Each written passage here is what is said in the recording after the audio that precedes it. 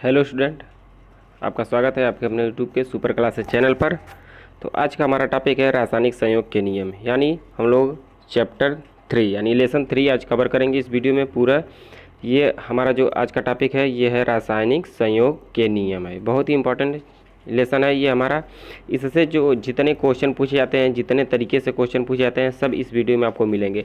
और इससे जो थ्योरेटिकल क्वेश्चन पूछे जाते हैं वो भी आपको मिलेंगे, न्यूमेरिकल जो पूछे जाते हैं ये भी आपको मिलेंगे। तो यानी इस वीडियो को अगर बिना स्किप किए अगर आप पूरा देख लिए तो यानी मतलब कि उम्मीद है मुझे कि आपको रासायनिक संयोग के नियम से कोई भी किसी प्रकार की प्रॉब्लम नहीं होगी। आपको वीडियो को बिना स्किप किए अगर देख लिए पूरा तो ये हमारा लेसन 3, इसके पहले हमने लेसन 2 को कवर कर लिया। लेसन 3 है, इसी तरीके इसी क्रम में हम लोग बढ़ते हुए सभी जितने आपको इम्पोर्टेंट लेसन है, मतलब आपको फर्स्ट से लेकर लास्ट तक जितने चैप्टर मिलेंगे, जितने चैप्टर आपको हैं, जितने लेसन हैं, तो उसको हम कवर करेंगे सभी इसी वीडियो के इसी तरीके से वीडियो के माध्यम से हम कवर करेंगे। तो वीडियो को स्टार्ट करने से पहले हम आपको ये बता दें कि यदि आप हमारे चैनल पर पहली बार हैं तो चैनल को सब्सक्राइब कर लीजिए और बेल आइकन प्रेस कर लीजिए। इसी तरीके के आपको इम्पोर्टेंट क्वेश्चन मिलते रहते हैं और मॉर्निंग में आपका लाइव क्लास भी चलता है।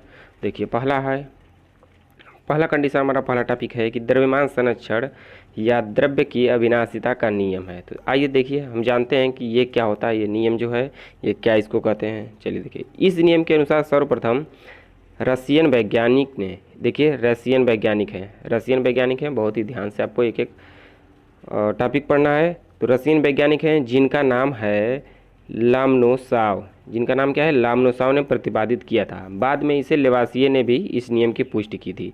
सबसे पहले किसने किया था? अगर आपको सबसे पहले की बात आ जाए प्रतिपादन करने वाली तो क्या हो जाएंगे? लामनोसाव हो जाएंगे, लामनोसाव। अगर आपको बाद में बात आए तो क्या होंगे? लेवासिये होंगे। अगर आपको कहा जाए कि कहाँ के वैज्ञानिक थे तो ये रशियन वैज्ञानिक थे। इस बात को ध्यान में रखना है, यहाँ से इतने तरीके से क्वेश्चन पूछे जा सकते हैं।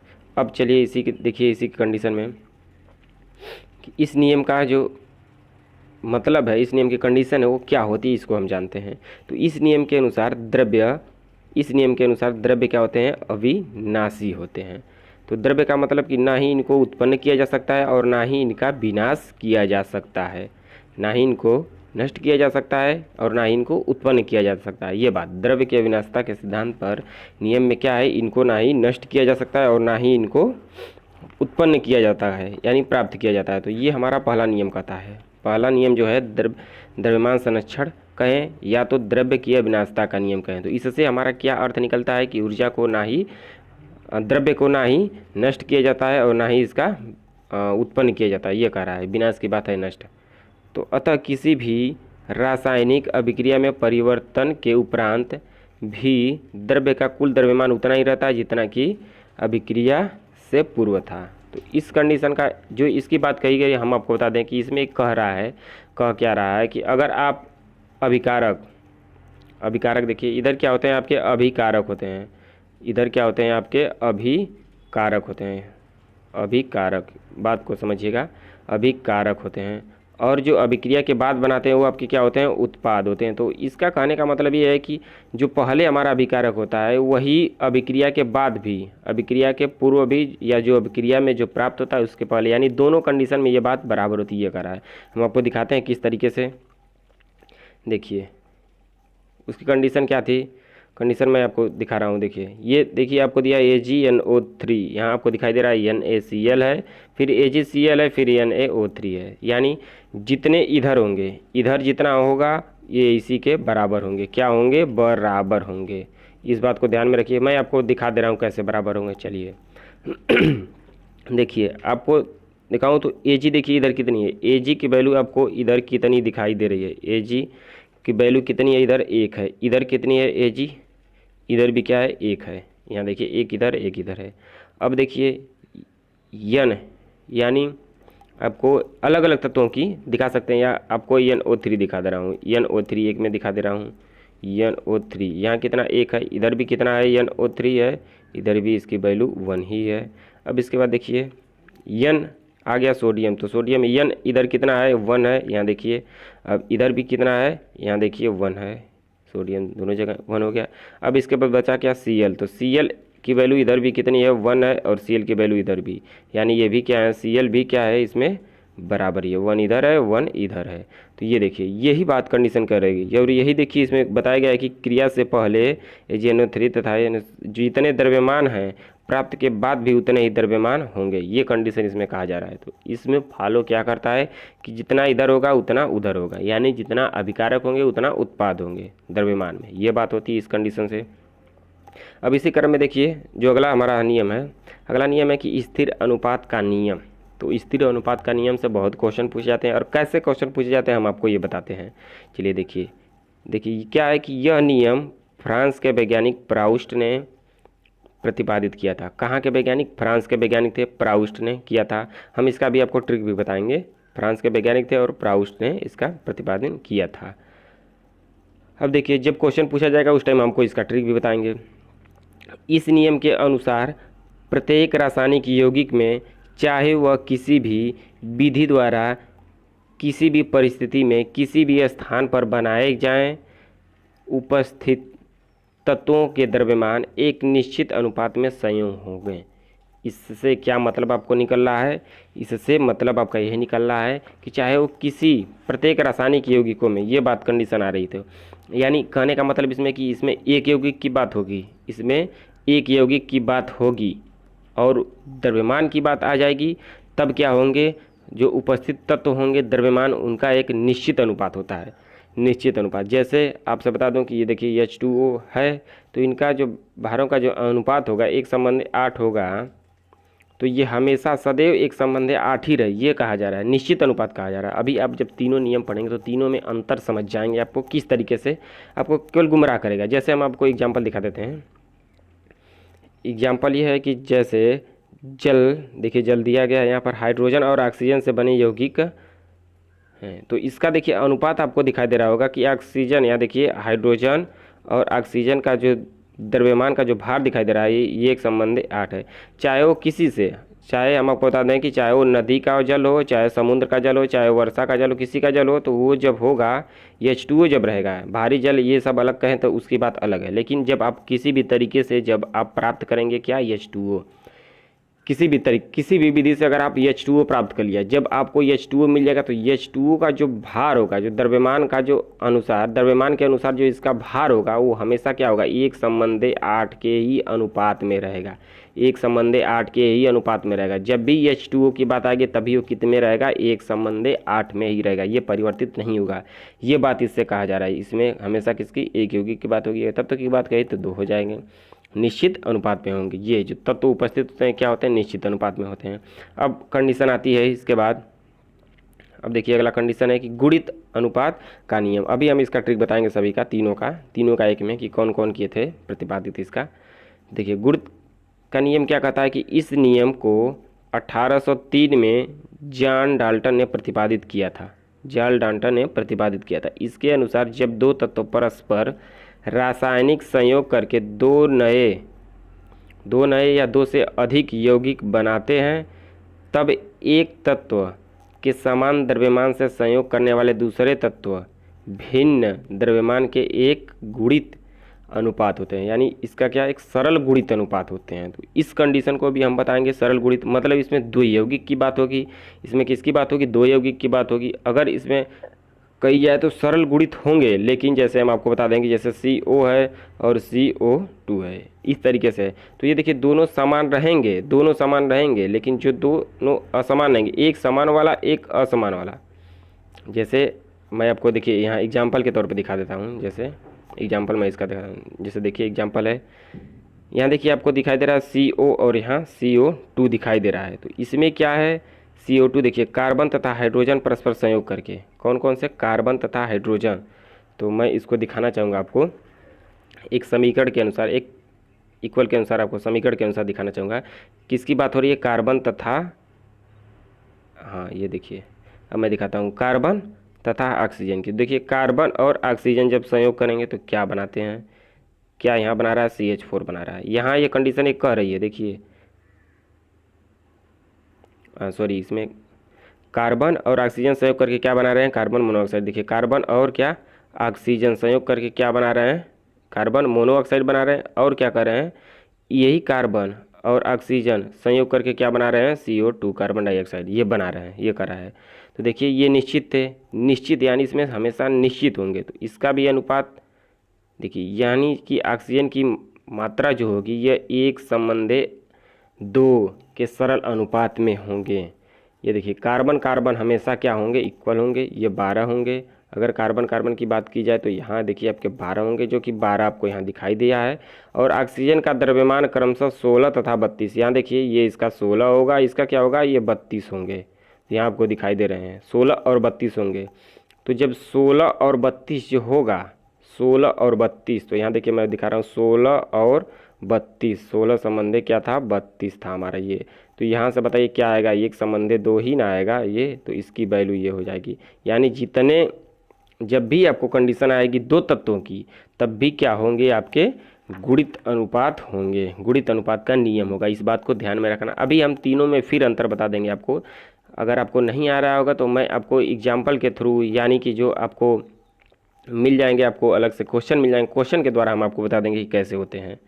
बिल्कुल ही आसान है गुणित अनुपात। इसके बाद देखिए आता है कि व्युत्क्रम या तुल्य अनुपात का नियम। तो व्युत्क्रम या तुल्य अनुपात का नियम क्या होता है कि व्युत्क्रम और तुल्य अनुपात का नियम, इस नियम को 1792 में एक जर्मन वैज्ञानिक ने, रिक्टर ने प्रतिपादित किया था। यहाँ से क्वेश्चन पूछ सकता है कि रिक्टर पूछ सकता है कि व्युत्क्रम या तुल्य अनुपात का जो नियम होता है उसकी पुष्टि किसने किया था, या उसका प्रतिपादन किसने किया था, या उसके वैज्ञानिक कौन है, ये पूछ सकता है। और ये कहाँ के थे, ये जर्मन वैज्ञानिक थे। इस बात को भी ध्यान में रखना है, कौन से, ये जर्मन वैज्ञानिक थे। और इसकी व्याख्या क्या है, ये कह क्या रहा है कि इसके अनुसार क्या कह रहा है कि जब दो तत्वों के भिन्न भिन्न द्रव्यमान अलग अलग किसी तीसरे तत्व के निश्चित द्रव्यमान से संयोग करते हैं, यदि इन दोनों के दोनों में जो तत्वों में कभी संयोग हो सकें, तो उसी अनुपात में एक सरल गुणित अनुपात में संयोग करेंगे, जिसमें वे तीसरे तत्वों के एक निश्चित अनुपात में संयोग करेंगे। यानी इसमें पहले में क्या था, यानी स्थिर अनुपात के नियम में कितने थे, एक तत्व था, एक यौगिक था, उसकी बात हो रही थी। और गुणित अनुपात में क्या है, दो यौगिक की बात हो रही थी। जैसे देखिए उसमें क्या था, H2O की बात हो रही थी। किसमें, आपको यहाँ दिखा देते हैं। जैसे आपने देखा कि स्थिर अनुपात में क्या था, स्थिर अनुपात में H2O की बात हो रही थी, यानी एक यौगिक की बात हो रही थी। अब जब आप आए गुणित अनुपात में, तो गुणित अनुपात में ये क्या हो गया, CO2, यहाँ हो गया CO और CO2, दो यौगिक की बात हो गई। अब आप आ गए हैं स्थिर व्युत्क्रम अनुपात में। तो व्युत्क्रम अनुपात में आपको 3 यौगिक की बात कर रहा है। तो मैं 3 यौगिक जैसे एग्जाम्पल आपको दिखा दे रहा हूँ कि 3 यौगिक क्या हैं। देखिए 3 यौगिक वो कौन से तीनों यौगिक हैं, मैं आपको दिखा दे रहा हूँ। बता रहा है कि कार्बन हाइड्रोजन से संयोग करके मेथेन तथा ऑक्सीजन से संयोग करके कार्बन डाइऑक्साइड बनाता है। यानी क्या कह रहा है इसमें कि जो कार्बन है वो किससे, हाइड्रोजन से संयोग करके हमारा क्या बना ले रहा है, यहाँ दिखा देता हूँ आपको ऊपर। कार्बन किससे, हाइड्रोजन से संयोग करके क्या बना रहा है, CH4 बना ले रहा है, मेथेन। और ऑक्सीजन से, कार्बन ही किससे, ऑक्सीजन से संयोग करके क्या बना ले रहा है, कार्बन डाइऑक्साइड CO2 बना ले रहा है। तो बनाने पर इन यौगिकों को में देखिए अब 2 यौगिक हो गए कि नहीं, 3 यौगिक इसमें हुए। कार्बन हाइड्रोजन एक अलग की बात, और एक यहाँ बनाए एक अलग की बात। इसी से फिर एक बनाएंगे, वो उसकी अलग की बात हो गई।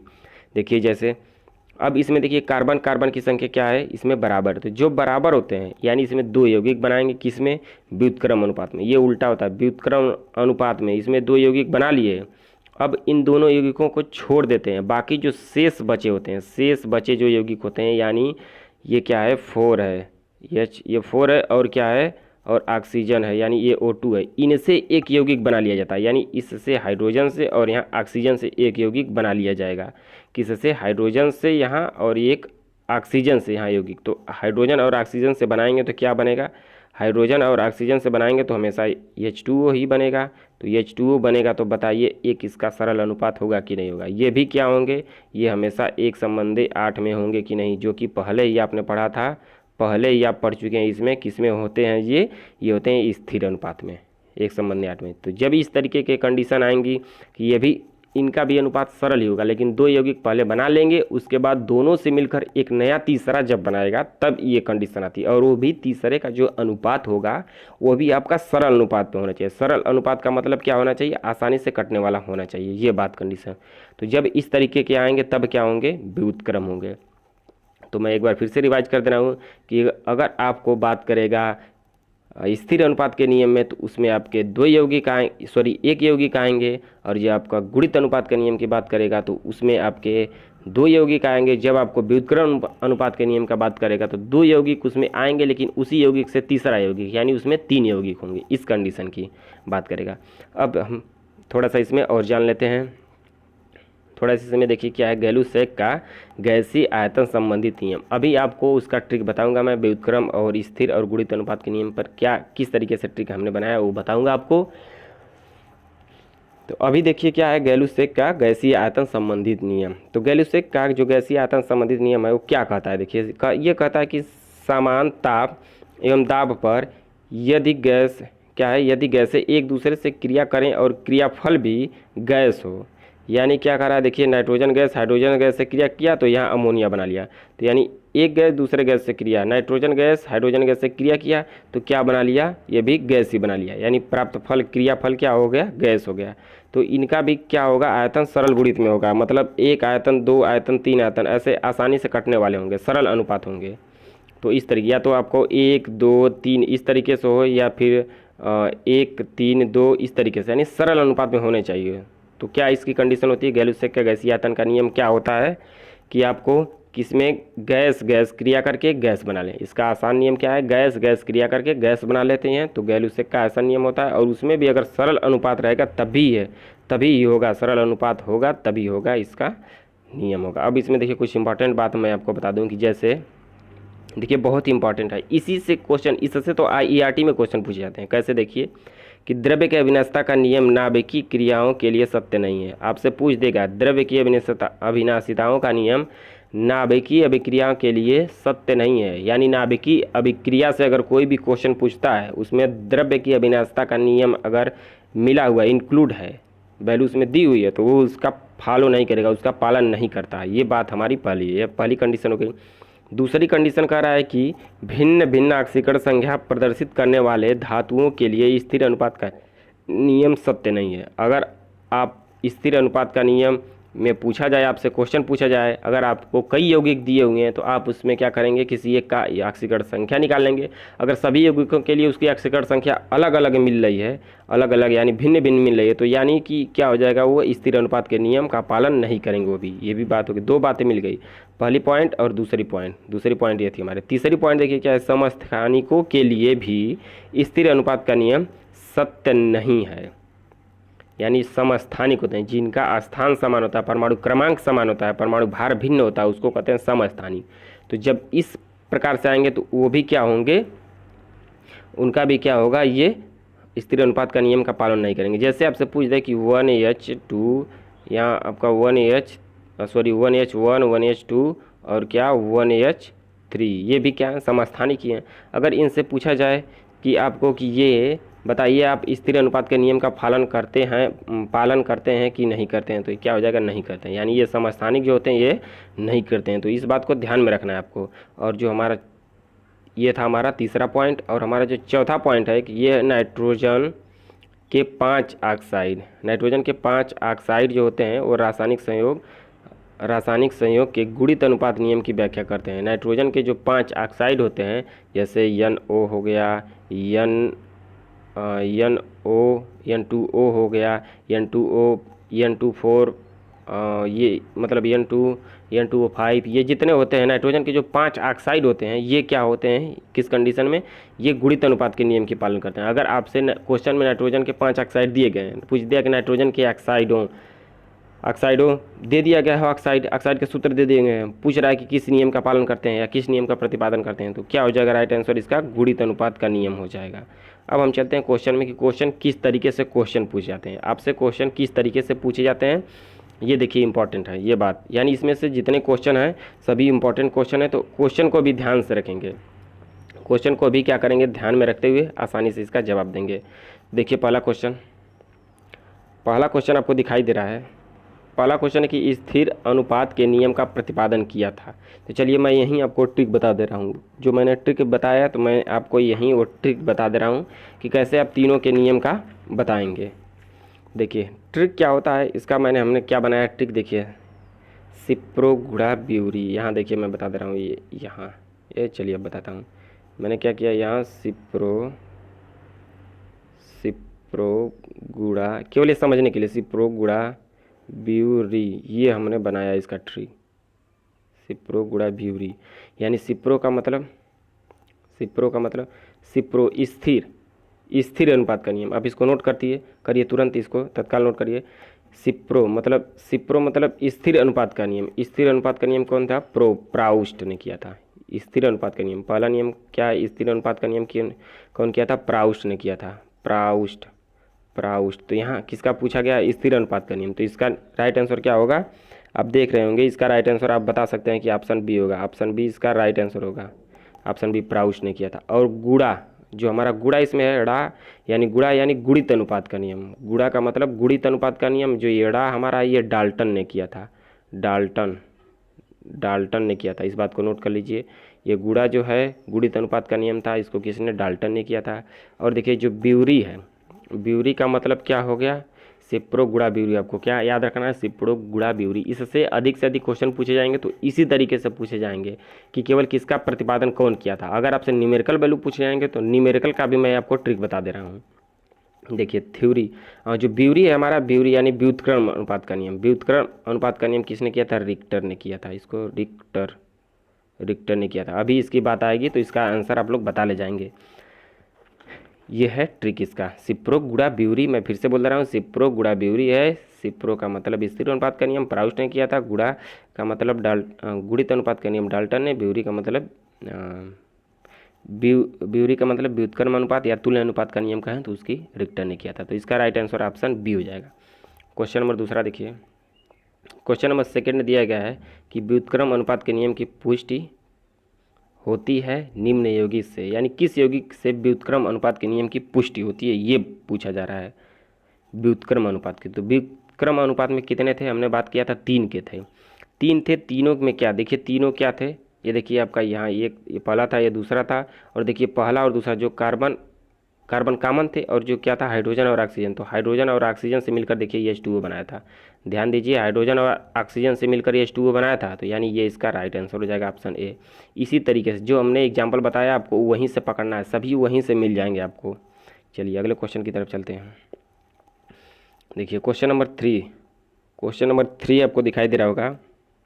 तो क्वेश्चन नंबर 3 का राइट आंसर क्या होगा? देखिए क्वेश्चन को पढ़ना है। शीशे के 3 ऑक्साइडों में, यहाँ शीशे का ऑक्साइड दिया गया है, आपसे नाइट्रोजन का ऑक्साइड नहीं दिया गया है। अगर नाइट्रोजन का ऑक्साइड रहता तब भी गुणित अनुपात क्या होता। और यहाँ क्या है? शीशे के 3 ऑक्साइड हैं, तो ये भी क्या है? 3 ऑक्साइड हैं। 3 ऑक्साइड है, इस बात को ध्यान में रखना है। और पूछ रहा है किसने प्रतिपादित किया था, यानी ये पहले बताना है किसके थे और उसके बाद बताना है कि किसने इसको प्रतिपादित किया था। तो मैं बता दूं कि जब भी आपको न्यूमेरिकल टाइप की यानी अंकी की यानी परसेंटेज वाले दिख जाएँ, यहाँ पे इसका ट्रिक क्या है कि आपको परसेंटेज वाले दिख जाएं या न्यूमेरिकल क्वेश्चन आपको दिख जाएं, लगे कि हाँ इसमें हमको लगाना है, कुछ सोचना है, कुछ समझना है, इसमें कुछ गुणा भाग जोड़ घटाना ये सब कुछ करना है, तो वहाँ आप सीधे सीधे चले जाएंगे, बिना कुछ सोचे समझे आप चले जाएंगे गुणित अनुपात पर। किस पर?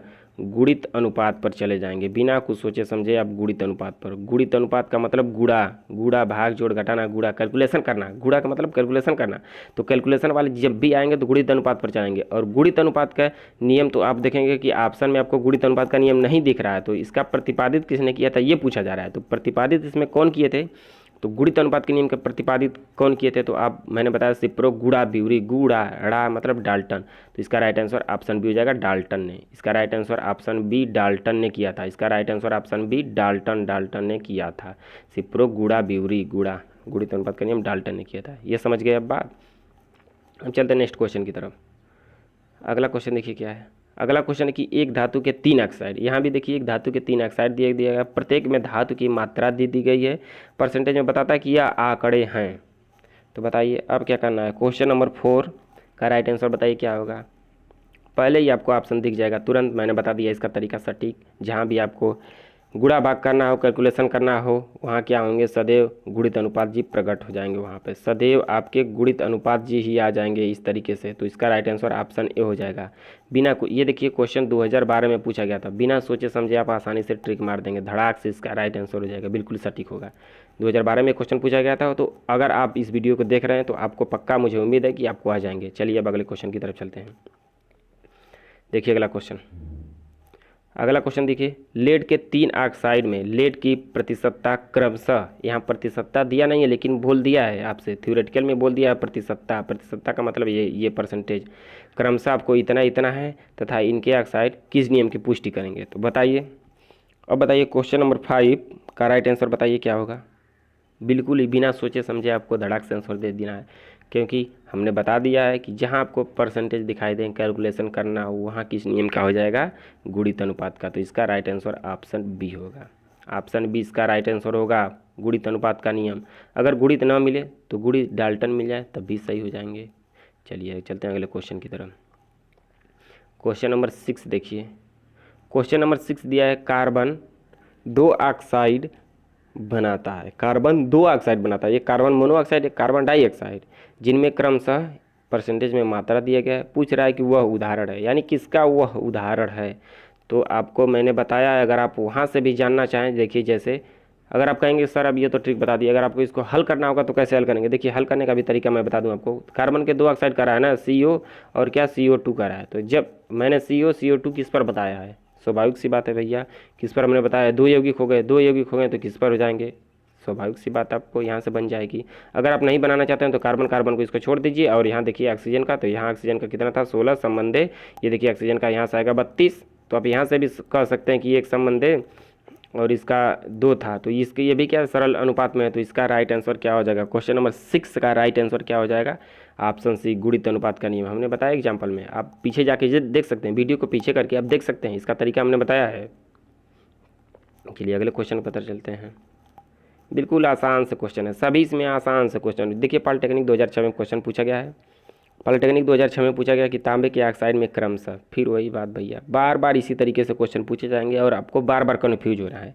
तो बिल्कुल भी अगर आप इस वीडियो को देख रहे हैं तो आप कन्फ्यूज थोड़ा भी ना होंगे, क्योंकि हमने बता दिया इसका तरीका हमने बता दिया है। इसमें भी क्या दिए गए हैं, इसमें आंकड़े दिए गए हैं ऑक्साइडों के, देखिए परसेंटेज दिया गया है। तो इस नियम का प्रतिपादन कौन करेगा, बिल्कुल ये आराम से इसका आंसर बताएंगे, क्या करेगा अब तक बता दीजिए, जल्दी बताइए इसका राइट आंसर क्या होगा। बिना सोचे समझे आप लोग इसका बेधड़क बताएंगे, राइट आंसर क्या होगा, ऑप्शन बी, गुणित अनुपात का नियम। अगर आपको डाल्टन प्रतिपादित करने वाले मिल जाएं तो डाल्टन हो जाएंगे। हमने इसका ट्रिक बता दिया है, गुणित सिप्रो गुणा ब्यूरी, सिप्रो यानी स्थिर अनुपात का नियम प्राउस ने, और गुणा डाल्टन ने किया था गुणित अनुपात का नियम, और ब्यूरी का मतलब व्युत्क्रम अनुपात या तुल्य अनुपात का नियम रिक्टर ने किया था। चलते हैं क्वेश्चन नंबर नेक्स्ट की तरफ। तो क्वेश्चन नेक्स्ट हमारा है, देखिए क्वेश्चन नेक्स्ट देखिए, बहुत इंपॉर्टेंट क्वेश्चन आ गया। क्वेश्चन नंबर 8 दिया है कि नाइट्रोजन तथा ऑक्सीजन की क्रिया से 5 ऑक्साइड, देखिए कितना आसान, पहले ही बोल दिया 5 ऑक्साइड, वो भी किसके, नाइट्रोजन के 5 ऑक्साइड दिया है। पूछ रहा है कि यह नियम इस नियम की पुष्टि करता है, यानी इस नियम की पुष्टि कौन करते हैं, ये पूछ रहा है। अब बताइए, हमने बता दिया है आपको, जहाँ पर हमने इंपॉर्टेंट टॉपिक आपको बताया, वहाँ बताया था नाइट्रोजन के 5 ऑक्साइड होते हैं तो किसकी व्याख्या करते हैं। तो अब जाहिर सी बात है आप बता देंगे इसका नियम, राइट आंसर क्या हो जाएगा, गुणित अनुपात का नियम। गुणित अनुपात का नियम का ये पालन करेंगे। नाइट्रोजन के 5 ऑक्साइड हमने बताया था, ये देखिए आपको दिखाई दे रहा है नाइट्रोजन के 5 ऑक्साइड।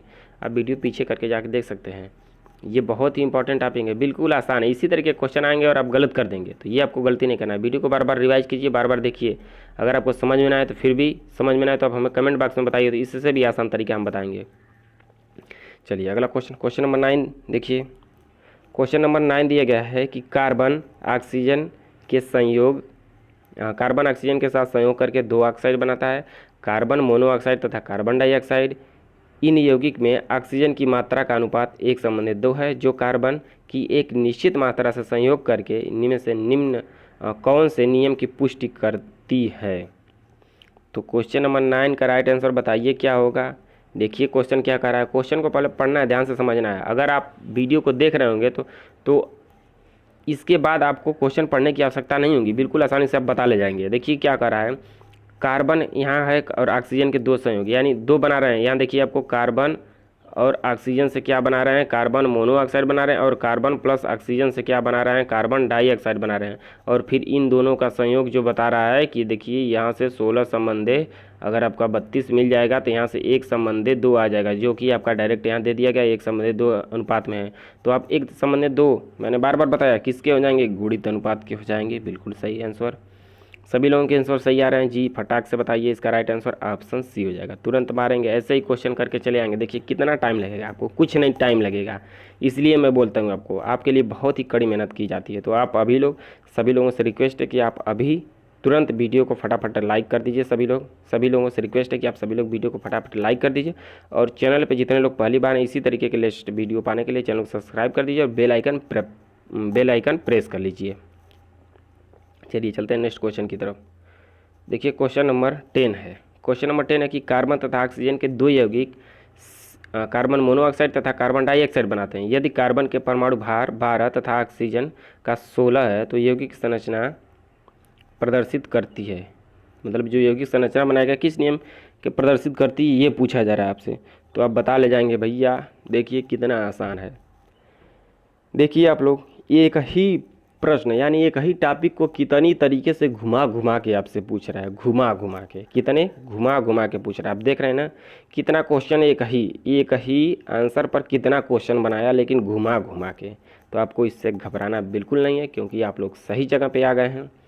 तो देखिए इसका राइट आंसर क्या होगा, ऑप्शन ए, बिना सोचे समझे। वही बात है, कार्बन डाइऑक्साइड यहाँ से क्या बनाएंगे, आपका यहाँ 16 बनाएगा और ये 12 केवल गुमराह करने के लिए, कोई मतलब नहीं। इसका 32 हो जाएगा, यहाँ से आप 1 संबंधे 2 हो जाएगा, 1 संबंधे 2 क्या हो जाएंगे इसमें, गुणित अनुपात का नियम। इसका राइट आंसर ऑप्शन ए हो जाएगा। चलते हैं नेक्स्ट क्वेश्चन की तरफ। अब देखिए क्वेश्चन नंबर 11 देखिए, छोटा सा है, बहुत इंपॉर्टेंट क्वेश्चन है। दिया है कि व्युत्क्रम अनुपात के नियम का प्रतिपादन किया था। तो मैं वो जो ट्रिक है फिर से एक बार दोहरा दे रहा हूँ। क्या था ट्रिक, सिप्रो गुणा ब्यूरी, सिप्रो गुणा ब्यूरी। 2-3 बार आप इसको याद रखेंगे, रट देंगे तो आपको याद हो जाएगा हमेशा के लिए। सिप्रो का मतलब स्थिर अनुपात का नियम कौन किया था, ब्राउस ने किया था। गुणित अनुपात का नियम कौन किया था, डाल्टन ने किया था। ब्यूरी यानी व्युत्क्रम अनुपात या तुल्य अनुपात का नियम कौन किया था, रिक्टर ने किया था। तो यहाँ देखिए रिक्टर कहीं है, ऑप्शन डी देखिए, बिल्कुल धड़ाक से, बिना सोचे समझे। इसका राइट आंसर क्या होगा, ऑप्शन डी होगा। फटाक से इसका राइट आंसर बताइए। ऑप्शन डी इसका राइट आंसर होगा। चलिए चलते हैं नेक्स्ट क्वेश्चन की तरफ। नेक्स्ट क्वेश्चन है कि क्लोरीन हाइड्रोजन तथा सोडियम से क्रिया करके क्रमशः HCl तथा NaCl बनाते हैं। यदि सोडियम तथा हाइड्रोजन से परस्पर क्रिया करे तो इनका अनुपात होगा। यानी आपको क्लोरीन और हाइड्रोजन से क्रिया किया तो HCl बनाया और सोडियम क्लोराइड बनाया, हाइड्रोक्लोरिक अम्ल बनाया और सोडियम क्लोराइड बनाया।